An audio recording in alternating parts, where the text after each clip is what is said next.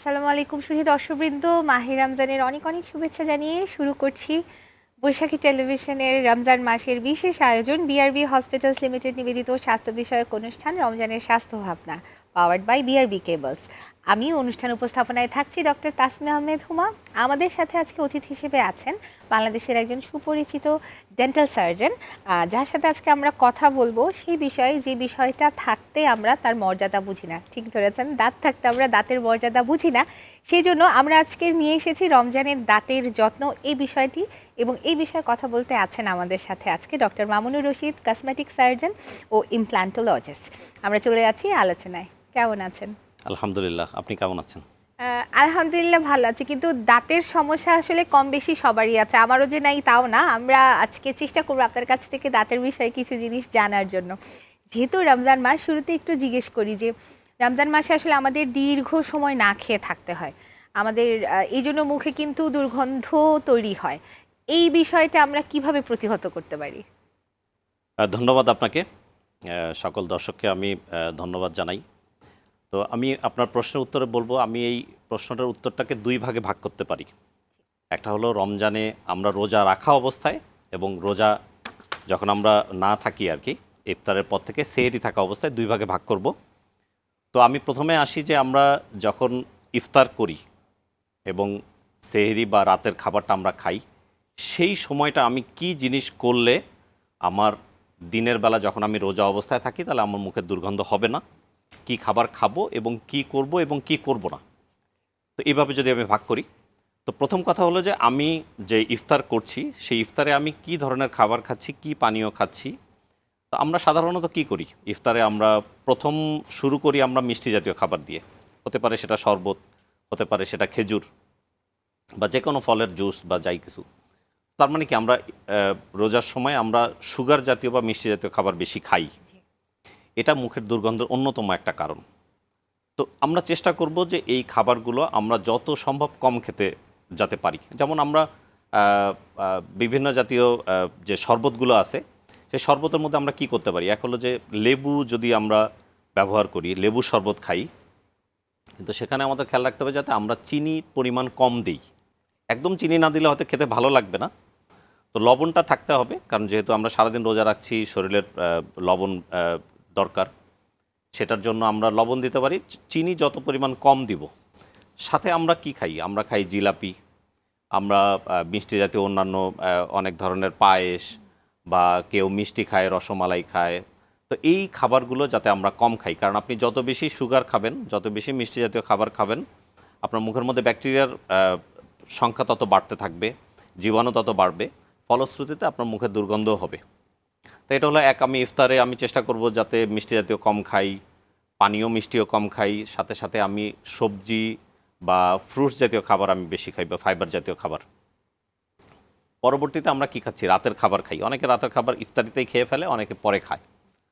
তো রাতের খাবার খাচ্ছি, তারপরে আমরা খাচ্ছি কি সেহরি। তো সেম কথাই প্রযোজ্য, আমি ইফতারের কথা যেটা বললাম, সেম টাইপের খাবার আমরা চেষ্টা করব আমরা ডিনারে বা রাতের খাবারে এবং সেহরিতে। তো এই ইফতারে আমরা খাচ্ছি, রাতের খাবার খাচ্ছি, সেহরিতে খাচ্ছি, খাওয়ার পরে আমি খাবারের কিছু বর্ণনা দিলাম যে এই খাবার খাবো, এগুলো খাবো না। কিন্তু খাবার খাওয়ার পরে আমি কি করব, সেটাতে আমার অনেক ইম্পর্ট্যান্ট একটা ইস্যু আছে এখানে। এর সাথে সাথে আমি খাবারের বেলাতে আরেকটা ব্যাপার বলে রাখি, যে আমরা অনেক সময় পেঁয়াজ খাই বা রসুন খাই অনেকে এই ইফতারের সময় বা রাতের খাবারে। চেষ্টা করতে হবে এই জাতীয় খাবারগুলো যেগুলো গন্ধ তৈরি করতে পারে, এগুলো আমরা খাবোই না। কারণ রোজা হলো সংযমের মাস। আমি খাবারই কম খাবো, সাথে সাথে মিষ্টি জাতীয় খাবার কম খাবো, এবং যে খাবারের কথা বললাম যে রসুন বা পেঁয়াজ জাতীয়, যেটা মুখে দুর্গন্ধ তৈরি করতে পারে, আমাদের ইসলামেও মানা আছে এই খাবারগুলো না খেতে, এগুলো আমরা খাবো না। এখন আসি, আমি যেটা বললাম যে আমি কয়েক ভাগে ভাগ করেছি, এখন আমি যে কিভাবে দাঁত পরিষ্কার করব। আমি 3 বেলা খাবার খাচ্ছি, এক হলো ইফতার, রাতের খাবার, তৃতীয় হলো সেহরি। এই 3 বেলা খাবারে আমার মিনিমাম 2 বার দাঁত ব্রাশ করতে হবে। তো ইফতার আমি খেলাম, অনেকে ইফতারের পরপরই চা খায়, কফি খায়, চেষ্টা করতে হবে এটাও কমিয়ে দেওয়া, কারণ এটা মুখে ড্রাইনেসে অনেক বেশি করে। যারা কফি এবং চা বেশি খায় তাদের মুখ ড্রাই বেশি হয়, মুখ ড্রাই বেশি হলে আপনার মুখে দুর্গন্ধ বেশি হবে। তো যদি রাতের খাবারের পরে সে খুব ভালো করে ব্রাশ করে, এবং অবশ্যই সবচেয়ে ইম্পর্ট্যান্ট সেহরির পরে আপনি ব্রাশ করবেন খুব ভালো মতো। কেন? সেহরির পরে আমরা আর কোনো খাবার খাচ্ছি না, এবং যেহেতু দিনের বেলা আমরা রোজা রাখছি, মুখে স্যালাইভেশন কম হয়, এবং আমরা জানি যে স্যালাইভা যত কম সিক্রেট হবে মুখের মধ্যে, তত মুখে দুর্গন্ধ সৃষ্টি বেশি হয়। এবং যখন আমি দাঁত ব্রাশ করছি, চেষ্টা করব যে দাঁত ব্রাশ করার সময় আমি মিনিমাম 3 থেকে 4 মিনিট খুব ভালো একটা ব্রাশ, খুব ভালো টুথপেস্ট দিয়ে, নামকরা যে ব্র্যান্ডের টুথপেস্ট দিয়ে আমি দাঁত ব্রাশ করব 3 থেকে 4 মিনিট। প্রতিটা দাঁতের উপরের মাড়ি, নিচের মাড়ির প্রতিটা অংশে যাতে খুব ভালো মতো ব্রাশ পৌঁছায়, এভাবে করে আমার দাঁত ব্রাশ করতে হবে। এর সাথে সাথে যাদের দুই দাঁতের মাঝখানে খাবার আটকায়, তাদেরকে আমি সাজেশন দিব যে তারা যাতে ইন্টারডেন্টাল ফ্লস অথবা ইন্টারডেন্টাল ব্রাশ ইউজ করে। সাথে সাথে আরেকটা জিনিস আমরা ইউজ করি, সেটা হলো মাউথ ওয়াশ। আমরা কথা বলছিলাম যে মাউথ ওয়াশ নিয়ে একটা কথা বলছিলাম। তো এই মাউথ ওয়াশটা আসলে অ্যালকোহল যুক্ত না অ্যালকোহল ছাড়া, বা আমরা যখন রমজানে এটা ইউজ করব এটাতে কি কোনো সমস্যা হবে কিনা? বাজারে অনেক ধরনের মাউথ ওয়াশ পাওয়া যায়। জি। কিছু মাউথ ওয়াশ আছে অ্যালকোহল যুক্ত, কিছু আছে মুক্ত, আচ্ছা। দুই ধরনের, অ্যালকোহল ফ্রি। বাট আমাদের ধর্মীয়গত দিক থেকে এবং বৈজ্ঞানিকভাবে আমরা এখন আর অ্যালকোহলযুক্ত মাউথ ওয়াশের সাজেশন কেউই দেয়নি, আগেও দিতাম না। তো চেষ্টা করতে হবে যে অ্যালকোহল ফ্রি যেটা মাউথ ওয়াশ, ক্লিয়ারলি মেনশন করা থাকবে বোতলের গায়ে যে এটা অ্যালকোহল ফ্রি, এই ধরনের মাউথ ওয়াশ ইউজ করতে হবে। দ্বিতীয় কথা হলো আপনি মাউথ ওয়াশ কীভাবে ইউজ করবেন এবং কখন করবেন। তো ইউজ করার ক্ষেত্রে আমি সাধারণত সাজেশন দিই যে আপনি ব্রাশ করছেন আপনি রাতের খাবারের পরে এবং সেহরিতে, ধরলাম যে 2 বার আমি ব্রাশ করি, এবং অবশ্যই 2 বার করতে হবে।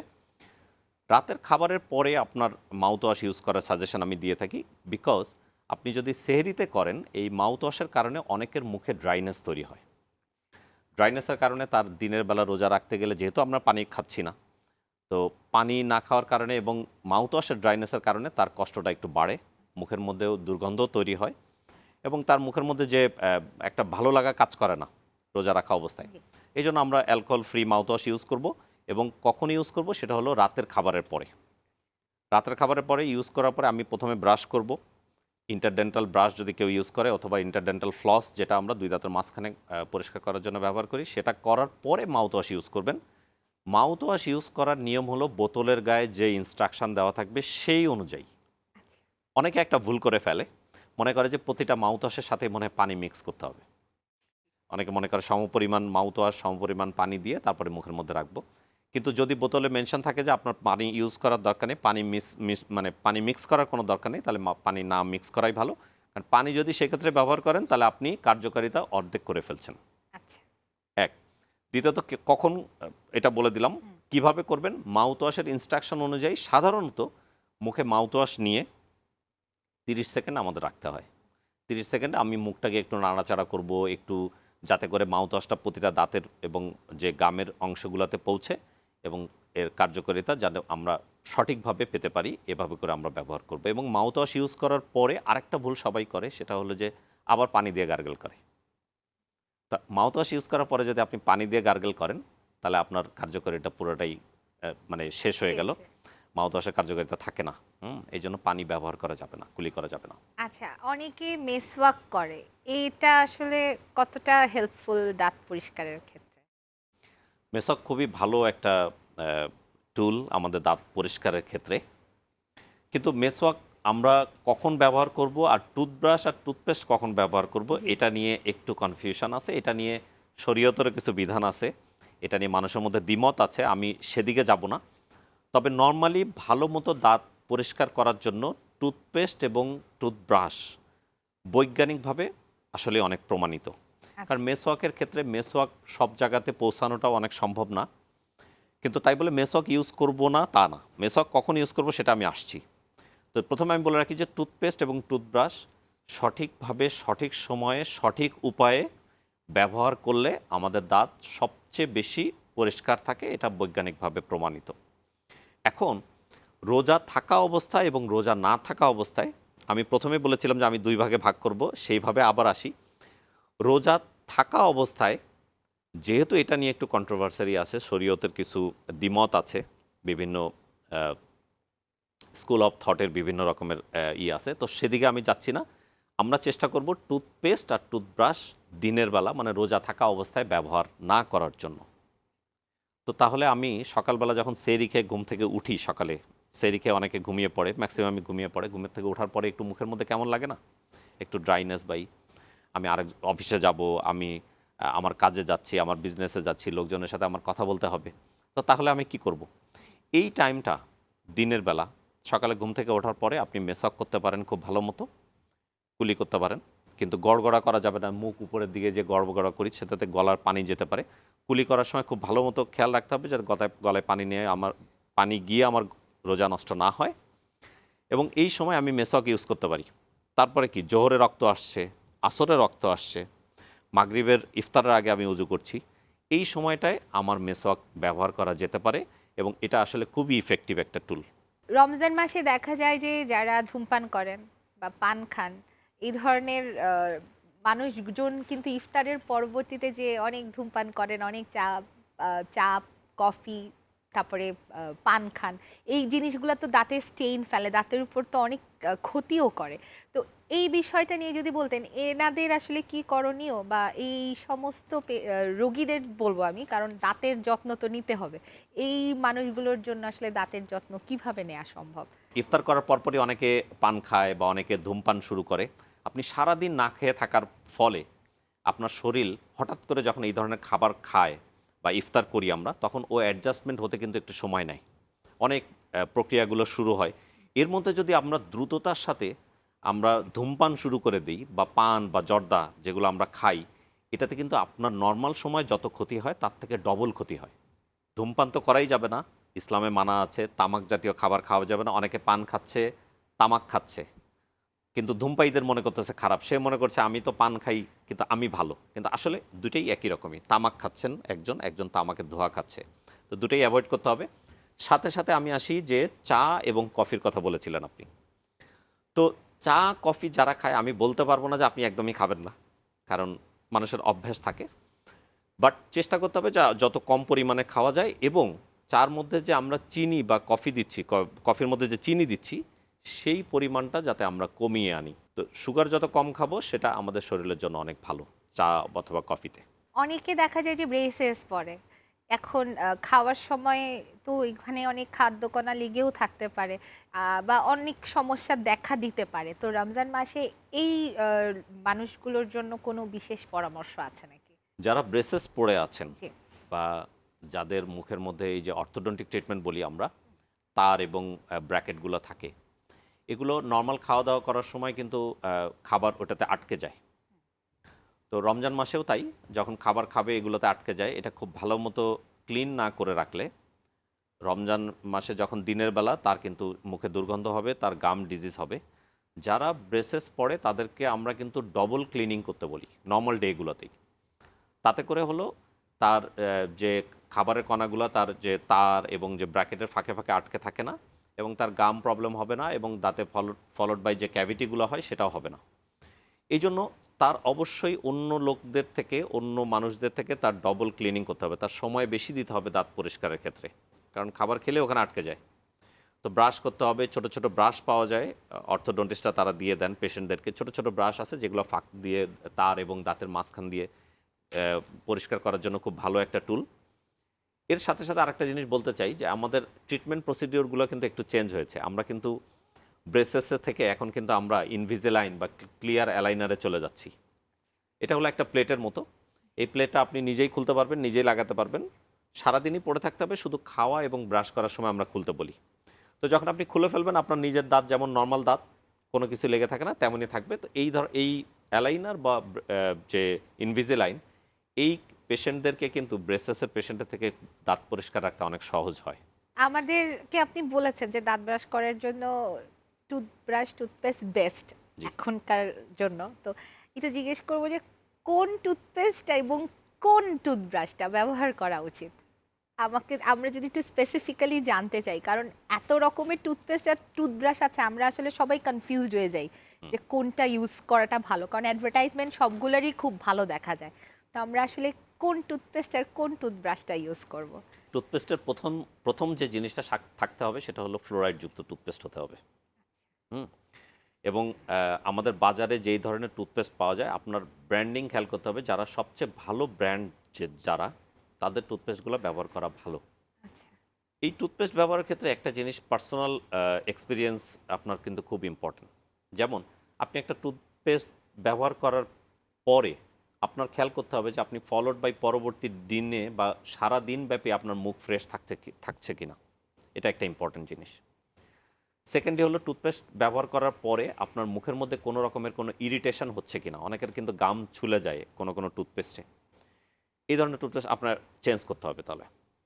থার্ডলি আমি বলি যে বড় বড় ব্র্যান্ড যেগুলো আছে সেই ব্র্যান্ডের মধ্যে আপনি you can interchange periodically you can change the toothpaste. আপনি চেঞ্জ করে করে ব্যবহার করেন, দেখেন যে আপনার কোনটাতে ভালো লাগছে, আপনার মুখ ফ্রেশ থাকছে এবং আপনার জিঞ্জিভাইটিস গামের কোনো ব্লিডিং হচ্ছে না, মুখ পরিষ্কার থাকছে। আপনি দাঁত ব্রাশ করার পরে আপনি কিন্তু দাঁতের উপরে যদি আপনার নিজের জিহ্বা টাং যদি আপনি একটু বুলান বা নিয়ে যান টাংটা চারিদিকে, আপনি দেখবেন যে যদি কোনো রাফ সারফেস না থাকে আপনার পুরা দাঁত ক্লিন লাগছে, পরিষ্কার হলে বোঝা যায় না, আপনি জিহ্বা দিয়ে বুঝতে পারবেন, তখন বুঝবেন যে আপনার পরিষ্কার ঠিকমতো হচ্ছে। টুথপেস্টের ব্যাপারে এবার আসি টুথ ব্রাশের ব্যাপারে।